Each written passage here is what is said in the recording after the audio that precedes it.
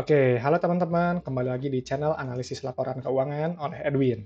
Oke, hari ini saya dapat request nih dari salah satu penonton kita gitu ya, mau bahas ABMM gitu, ABM Investama gitu. Saya sebenarnya, udah saya respon ya gitu ya, oke lah kita bahas ABMM gitu, cuma saya lupa, kenapa sih pengen ABMM ya gitu ya. Karena kalau misalnya pengen bahas ya pasti harusnya ada alasan gitu. Mungkin, bolehlah nanti, yang request boleh, alasannya kenapa nih pengen bahas ABMM ya. Oke, jadi disclaimer dulu ya. Jadi di video ini disusun oleh saya sendiri, oleh Edwin gitu ya, untuk tujuan berbagi wawasan, berbagi ilmu, berbagi pengalaman, berbagi sudut pandang saya pribadi ya seputar seputar analisis laporan keuangan dan juga investasi saham gitu. Jadi di video ini gitu ya, bukan merupakan rekomendasi investasi. Ingat ya gitu ya. Jadi bukan untuk ajakan buy, sell atau hold suatu saham gitu. Jadi hanya murni edukasi dan informasi umum gitu ya untuk belajar saham gitu. Jadi segala keputusan investasi itu tanggung jawab masing-masing ya teman-teman ya. Jadi jangan ikut-ikutan gitu ya. Jadi teman-teman harus riset mandiri gitu ya, harus analisis lebih dalam dan kalau perlu konsultasi dengan penasihat keuangan yang ahlinya gitu sebelum ambil keputusan. Oke, jadi biar nggak terlalu lama gitu ya, saya jelaskan gitu ya. Kalau saya gitu ya melihat suatu perusahaan harus memenuhi 3 kriteria utama gitu. Kenapa sih harus pakai 3 kriteria gitu ya? Kenapa sih harus pakai kriteria-kriteria gitu ya? Karena gini, perusahaan itu secara umum gitu, saya membaginya menjadi 2, perusahaan yang bagus dan perusahaan yang nggak bagus gitu, yang jelek gitu ya. Dan dari mana ciri-cirinya gitu ya.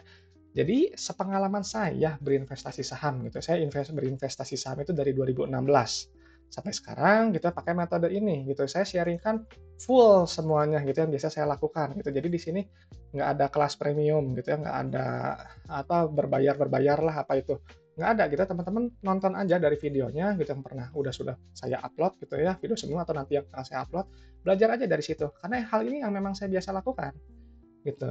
Nah jadi tadi perusahaan bagus gitu ya, ada 3 kriteria utama yang saya amati. Yang pertama, itu perusahaan yang wajib membagikan dividen gitu. Kenapa sih bagi dividen gitu?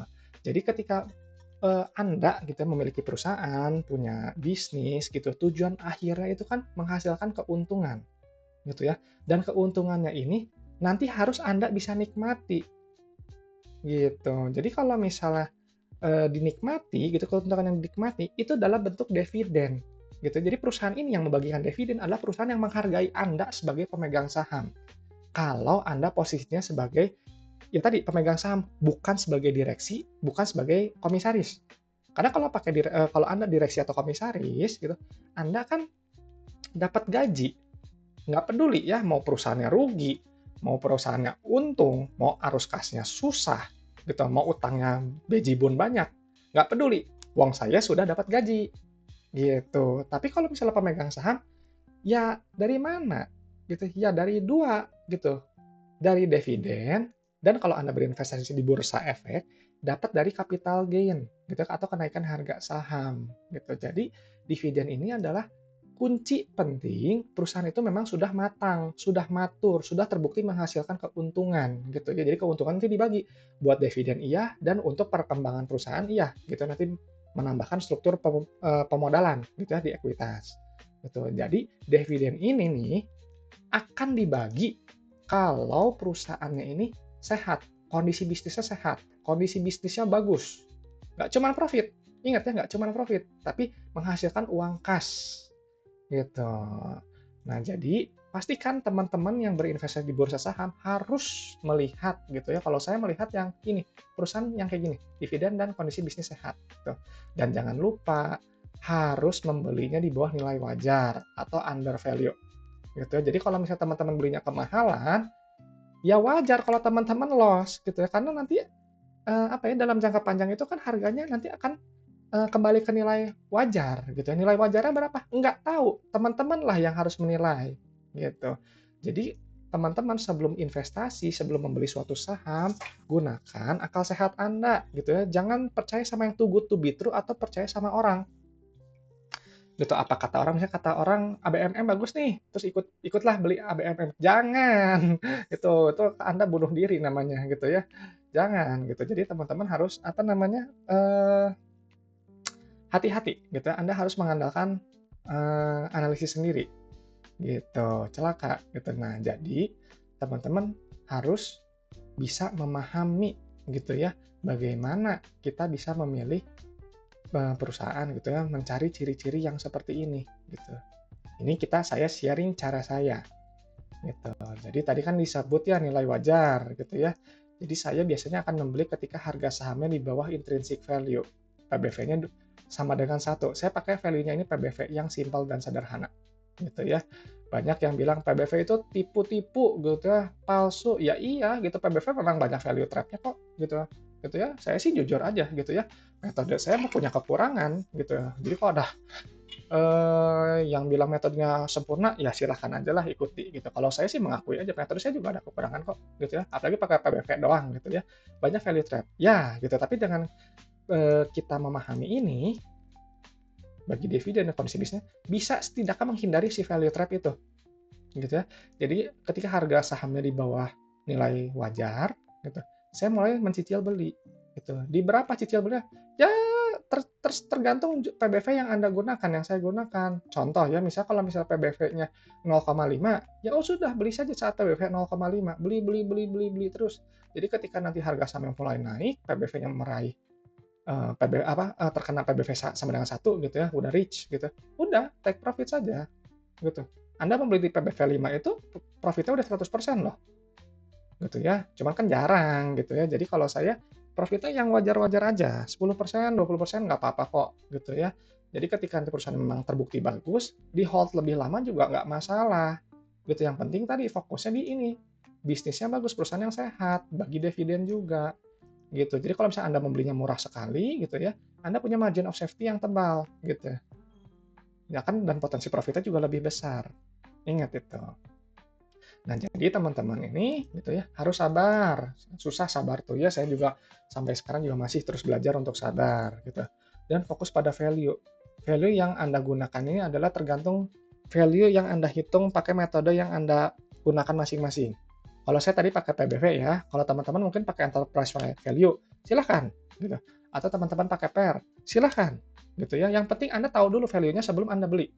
Gitu. Jangan Anda membeli lalu menghitung value, itu ngaco gitu ya, celaka gitu ya, itu celaka sekali gitu. Dan yang tadi orientasinya jangka panjang, di gambar aja ini Anda bisa lihat ada faktor time, waktu berapa lama nggak tahu, saya nggak tahu berapa lama gitu ya, kalau kalau kata trader kapan dijemputnya nggak tahu gitu. Yang penting Anda sudah tadi membeli, bisnisnya bagus, sehat gitu ya, bagi dividen, dan sudah under value, itu aja.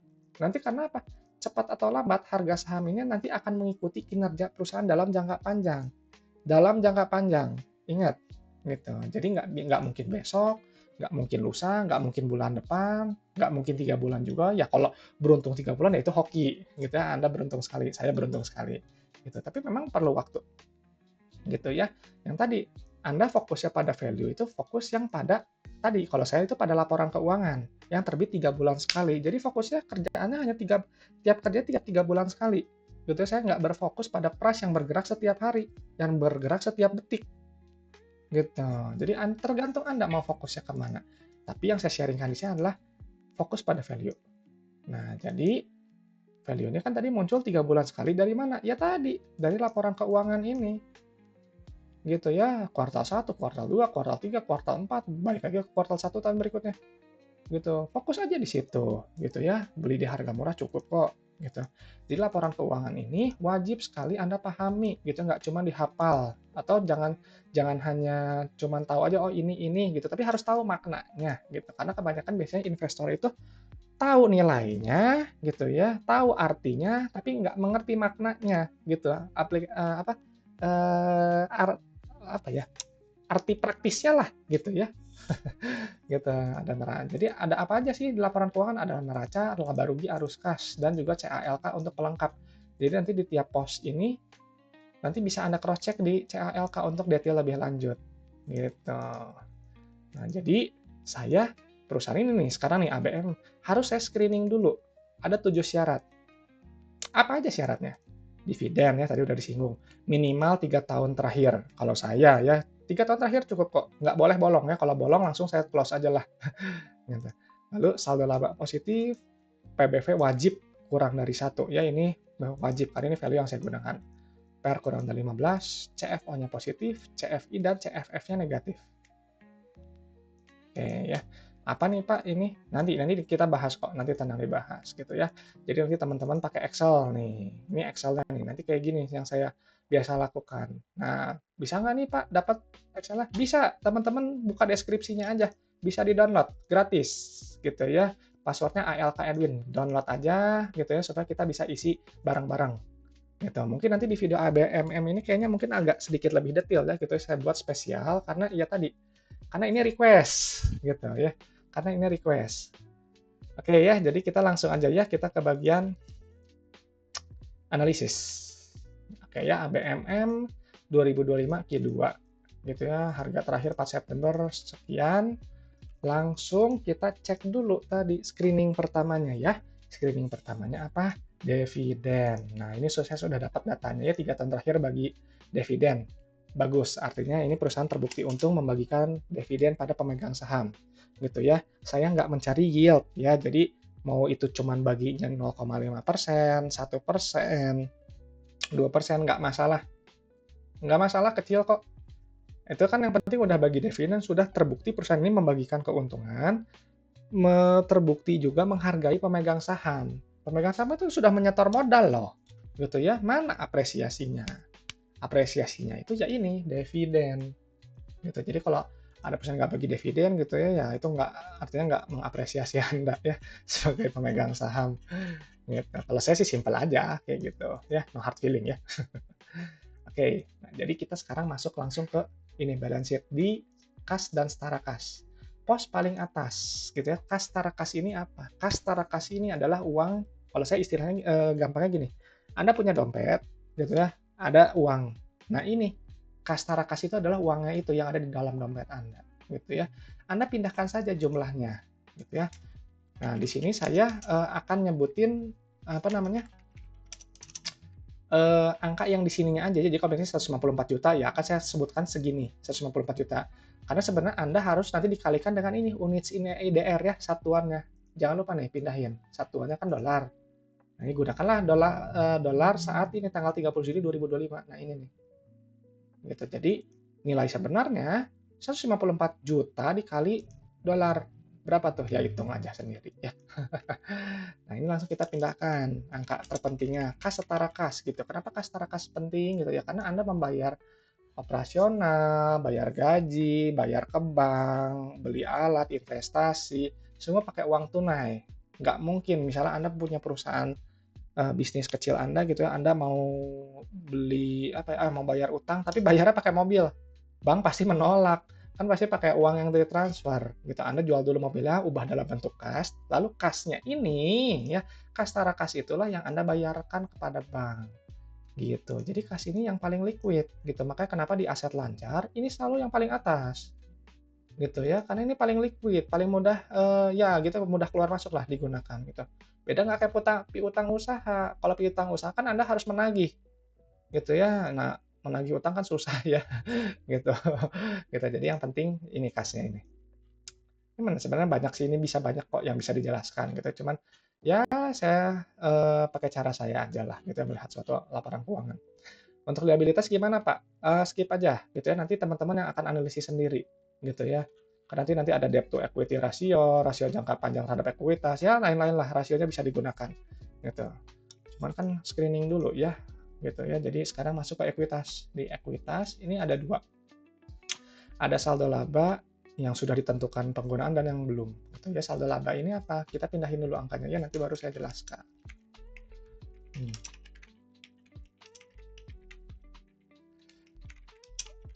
Oke, nah saldo ini oke nih ya, saldo labanya positif gitu ya.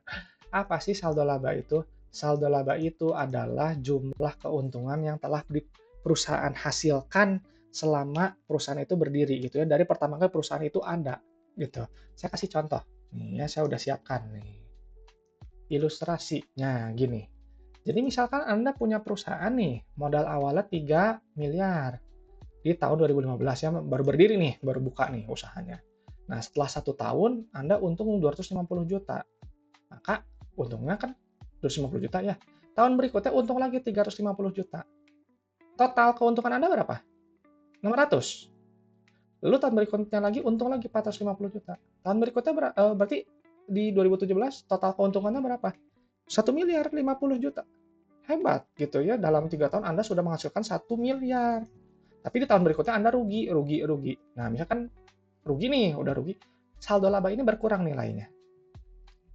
Nah, jadi ketika saldo laba misalnya tadi kan 1 miliar, Anda untuk rugi nih, berapa nih? 350 juta.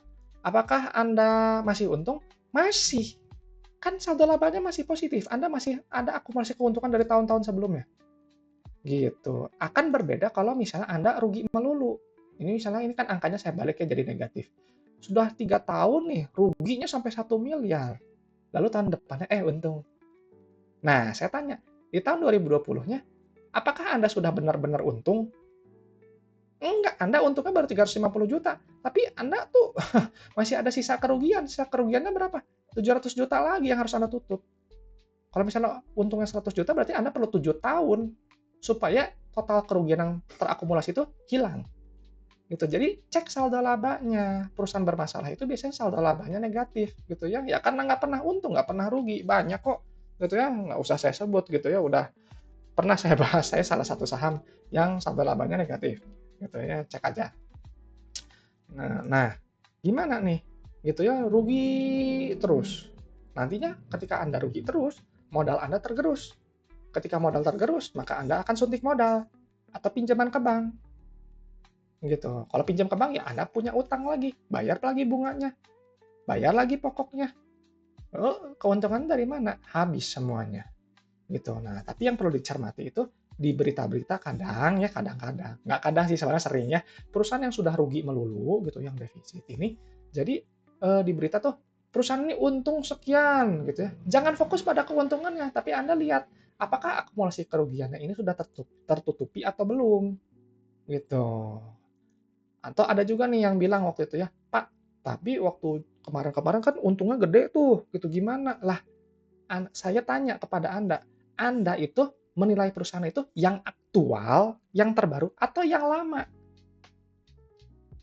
Akan konyol sekali kalau Anda menilai perusahaan itu berdasarkan performa-performa tahun-tahun lalu, kejayaan-kejayaan masa lalu. Ngapain? Gitu ya.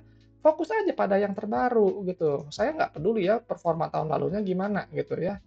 Kecuali dividennya kalau rutin dividennya bagi ya itu bagus gitu. Cuma kalau performa kan lihat dari yang terbaru aja gitu ya. Kalau memang innya udah rugi, ya udah gitu ya. Berarti perusahaannya memang nggak terbukti untung. Jadi kalimatnya gini aja, kalau perusahaannya negatif gitu saldo labanya misalnya kayak gini, berarti perusahaan mencatatkan total kerugian sekian gitu ya, sejak pertama pertama kali perusahaan itu berdiri.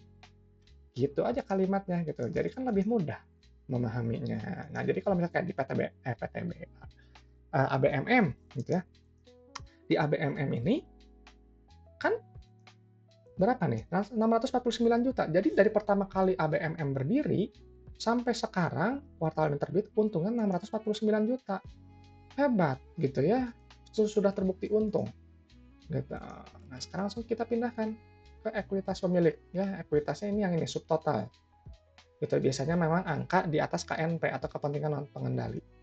Gunakan angka yang ini.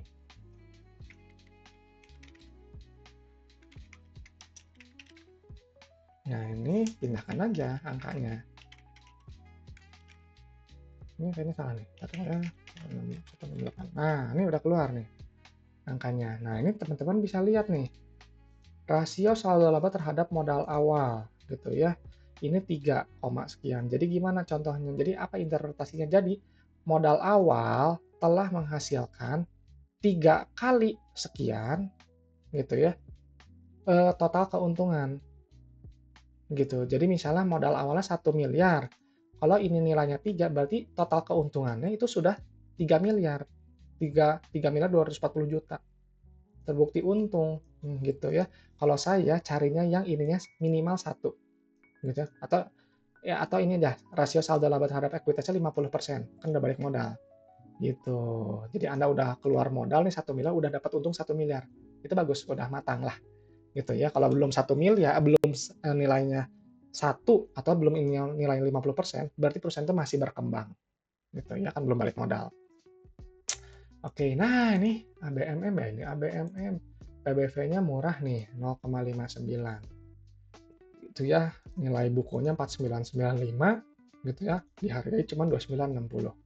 Potensi profitnya gede nih, 68%. Luar biasa nih. Tampak menarik ya, ini tampak menarik sekali nih untuk ABMM. Karena apa ya namanya, margin of safety-nya cukup tebal ya, 40% gitu. Biasanya memang kalau di bukunya apa sih The Intelligent Investor ya, itu kalau nggak salah minimal MOS itu ya sekitar 20-30%. Ini sebenarnya udah cukup bagus gitu ya, 40% gitu. Cuma kita lihat dulu nih laba ruginya gimana ya gitu ya. Tapi ini menarik nih, sudah menarik sekali gitu ya. Oke, kita langsung aja ke laba rugi. Laba rugi. Nah, ini laba rugi. Laba rugi itu pakai 3 ini ya. Pendapatan atau revenue atau total sales gitu, atau net sales gitu ya. Nah, ini angka yang paling atas, pindahin aja.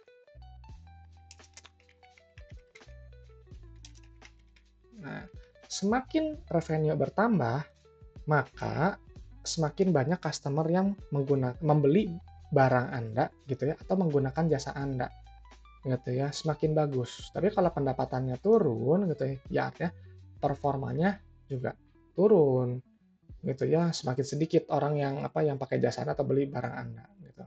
Nanti pendapatan ini dikurangi oleh harga modal atau COGS, dapatlah laba bruto. Nah, ini yang laba brutonya turun banget nih. Ya, kenapa turun ya? Gitu ya. Ya, biasanya sih kalau memang ini apa sih perusahaan ABMM itu ya biasanya kadang ini batu bara nggak? Batu bara bukan sih gitu ya ABMM gitu ya. Saya memang belum cek lagi ya si ABMM karena saya fokusnya memang ke ini laporan keuangannya dulu gitu ya untuk masalah nanti bisnisnya atau itu nanti belakangan gitu. Jadi saya hanya lihat laporan keuangannya dulu gitu ya. Secara sederhana aja apakah ini bisnisnya menghasilkan keuntungan atau tidak, menghasilkan uang kas atau tidak gitu. Nanti mungkin akan saya gali lebih dalam ya. Nah, oke, jadi setelah keluar nih laba kotor gitu ya, nanti keluar juga nih margin laba kotornya nih. Ini drop 50% gitu ya. Agak kurang bagus juga ya secara ini ya profitabilitas. Oke, jadi kita langsung aja ke laba bersihnya. Kenapa gitu ya? Karena gini, gross profit ini nanti kan dikurangin beban lain-lain, nanti akan dapat net profit. Semakin kecil nih ya, kecil nih net profitnya, maka ada kemungkinan laba bersih ini nanti akan rugi. Karena kan nanti dikurangin lain-lain gitu. Jadi GPM itu harus tinggi gitu. Kalau bisa harus tinggi. Memang nggak akan bisa tinggi ya. Kan idealnya 50% tuh. Cuman kan jarang sekali ya, hampir nggak mungkin bisa fix 50%. Jadi disesuaikan aja. Jadi kita jangan terlalu fokus pada satu indikator. Tapi lihat juga dengan angka-angka lainnya gitu. Kita lihat laba bersihnya berapa. Ini laba bersihnya, nah ini nih ya, laba periode berjalan.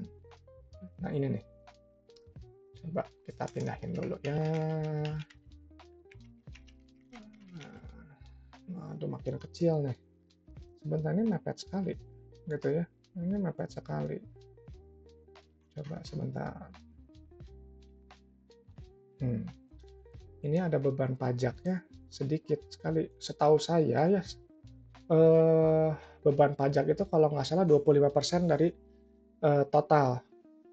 Bener. Nah ini, oh ya ini udah ada nih. Benar-benar, ini udah benar. Berarti angkanya udah benar. Nah sebentar. Oh ini ada ini ya, kayaknya ini angkanya salah. Ini ada yang dikoreksi nggak ini? Nanti harus cek ya ini. Ini kan karena ini kan positif ya nilainya, gitu ya. Berarti ini ada pengembalian pajak kayaknya gitu.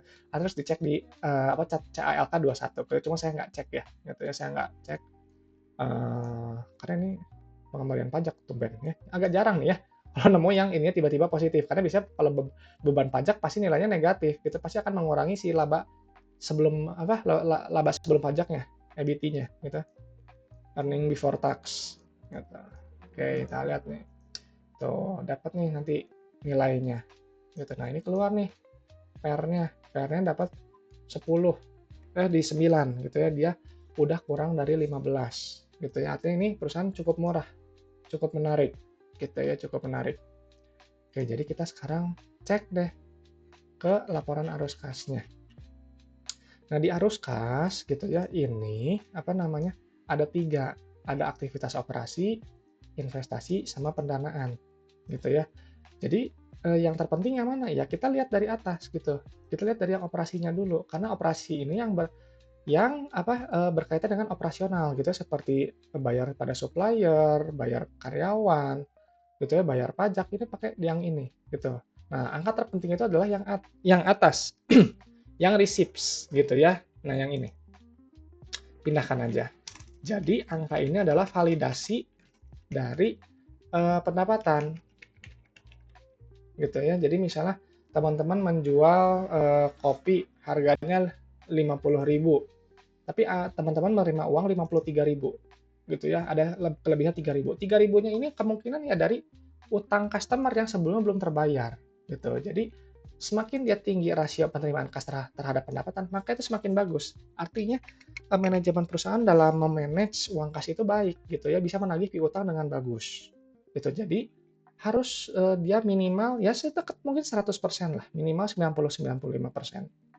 Gitu. Nah, ini kita langsung cek di ini nilai ininya, net CFO-nya ya, 127. Nah, ini positif nih, bagus dia. Kenapa bagus? Karena dia bernilainya positif. Artinya uang yang diterima dari customer udah bayar supplier, bayar karyawan, gitu ya, bayar pajak. Masih ada sisa uang 127 juta. Uang Anda di dompet Anda setelah terima 535 juta, bayar ini itu masih sisa 127 juta uang dompet Anda. Lalu uang dompet Anda digunakan untuk ekspansi. Ini nilainya negatif tuh. Untuk penambahan aset tetap tuh, membeli alat gitu ya. Untuk apalagi tuh, penambahan uang muka tuh. Penambahan lagi tuh. Oh, ini pertambangan ya kayaknya ya, ABMM nih ada pertambangan. Berarti ada kemungkinan nih ya, kayaknya. Saya memang belum cek harga apa batubara, kayaknya harga batubara kayaknya lagi tertekan ya, mungkin.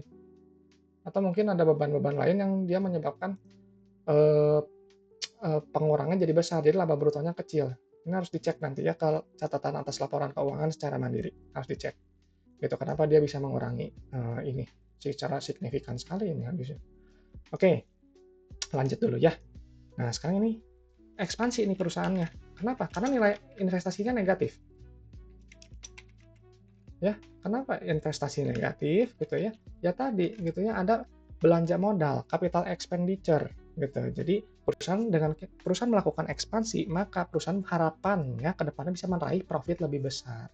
Teman-teman kalau ada uang lebih juga kan pasti pengen perusahaan semakin besar, semakin luas, menjangkau lebih banyak lagi gitu supaya profitnya makin besar gitu ya, intinya untuk keuntungan gitu ya. Jadi ini bagus nih kalau nilai negatif gitu. Memang ada pola-polanya gitu.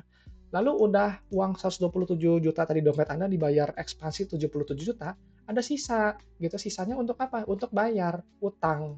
Tuh. Nilainya ini harus negatif. Ya, yang bagus itu untuk financing itu harus negatif. Karena kalau positif, artinya perusahaan itu menambah pinjaman. Nih, lihat nih.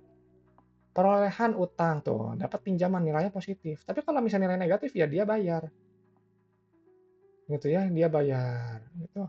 Ini nilai negatif, artinya apa? Ini bagus, gitu ya, bagus gitu. Dia juga nih ada bayar dividen kas ya, ada dividen kas gitu. Nah, jadi secara pola laporan arus kas ini bagus gitu ya, nomor 2 terbaik gitu. Jadi memang laporan arus kas itu sebenarnya ada 8, cuman kalau versi saya ada 16. Karena ada ini netnya itu apa nih? Penurunan atau penambahan dari kas neto. Penurunan atau kenaikan net kas tarakasnya. Yang bagus itu kan kalau misalnya ininya plus juga. Kenapa? Jadi Anda udah ada operasi dapat uang kas, bayar ini itu masih lebih, untuk investasi ya, untuk ekspansi masih ada sisa uang kas, untuk bayar utang masih ada sisa uang kas juga. Jadi bertambah uang kasnya dompet Anda makin penuh. Bagus itu. Cuman ini kan negatif gitu ya. Jadi ini nomor 2. Cuman dari pola arus kas ini bagus. Gitu ya. Ini bagus gitu ya. Jadi CFO-nya positif, CFI-nya negatif, CFF-nya negatif. Wah, ini screening-nya oke semua. Gitu ya. Jadi kesimpulannya gimana untuk ABMM? Kalau secara screening saya, ABMM ini menarik gitu ya. Rutin bagi dividen gitu ya, saldo laba positif. PBV kurang dari 1 ini ya, 0,59. Potensi profitnya 68,76%. Kalau PBV sama dengan 1 gitu ya, nggak usah muluk-muluk lah. gitu ya, ratusan persen nggak. Kalau Anda jual di PBV91 ini untung udah 68%. MOSA juga tebal, 40%, gitu ya. Dan ini juga sudah, apa namanya, Pera juga, cukup murah lah, udah di bawah 10 ya, udah di bawah 10. Secara bisnis, perusahaan juga ini bagus ya, profit dan juga manajemen arus kasnya juga cukup bagus, cukup baik gitu. Nah ini kalau saya harus dilihat lagi lebih lanjut tadi ya, faktor pengurangnya ini kenapa gitu. Cuman kalau batubara bisa seputar ini ya, sentimen kalau batubara sih. Jadi mungkin kan kemarin waktu itu udah booming tuh ya batubara, sekarang mungkin lagi ininya, apa, nggak booming dulu. Nah, jadi ini yang saham-saham kayak gini komoditas nanti tertekan dulu nih. Teman-teman kalau misalnya dikoleksi, misalnya koleksi gitu ya, Anda udah nih analisis lebih lanjut nih, dia ya udahlah kumpulin aja sekarang. Nanti ketika dia mulai booming, mulai ada sentimen dia bagus lagi, ini nanti akan melonjak tinggi sekali gitu ya. Persis kayak waktu itu yang 2016 itu, apa, cycle-nya Coal itu. Gitu ya, itu kan 2015 itu 16 itu terburuk-buruknya, terus makin perlu waktu gitu ya, dia nanti melejit sekali tinggi gitu. Jadi mungkin sekarang waktu-waktu terburuk untuk saham-saham batubara seperti ini ya, pertambangan kayak gini kayaknya gitu, terburuk lah gitu. Cuman nanti mungkin bisa dinikmati mungkin, ya mungkin 5 tahun lagi gitu ya, atau 3 tahun lagi, saya nggak tahu kapan gitu. Cuman yang tadi intinya Anda membeli perusahaan yang bagus dulu, bagus secara operasional, uang kasnya bagus, beli di bawah nilai wajar gitu, dan Anda perlu waktu. Ingat ya, perlu waktu gitu, nggak lama, nggak besok, nggak sebulan, nggak 2 bulan, mungkin lama gitu ya. Jadi bagus atau enggak, di mata saya sih ini menarik ya, harus dianalisis lebih lanjut. Untuk teman-teman gimana, menarik nggak nih? Gitu ya. Anda harus analisis lebih lanjut gitu. Cuman ya tadi secara bisnis sih bagus sih ini gitu ya. Harga juga udah lumayan gitu. Beli atau enggak ya terserah Anda gitu ya. Tergantung Anda yang menentukan apakah perusahaan ini bagus atau enggak gitu. Jadi untuk sharing ABMM saya rasa sampai sini gitu ya. Saya ucapkan terima kasih dulu ya pada yang penonton yang sudah request saham ABMM gitu ya. Jadi saya memang tiap hari sih saya coba upload 1 sampai 2 video gitu ya. Video satu biasanya saya terbitin jam 12 malam, dan video 2 saya terbitin 12 siang gitu ya, supaya gampang gitu. Nah, jadi kalau teman-teman ada request, request saham nih, oke, komen aja di bawah, nanti kita bahas seperti ini gitu ya. Nanti saya sekalian jelaskan juga interpretasi saya bagaimana sih tentang laporan keuangannya di perusahaan tersebut gitu. Atau teman-teman ada pertanyaan nih seputar laporan keuangan, atau ada istilah gitu, atau tentang investasi saham, tips-tips tertentu gitu ya, asal jangan konsul portofolio ya, saya nggak terima gitu ya, karena kan itu kan masing-masing gitu ya. Komen aja di bawah, nanti saya respon gitu. Oke, sekali lagi teman-teman, thank you udah nonton video ini, semoga bermanfaat gitu ya. Sampai ketemu di video berikutnya.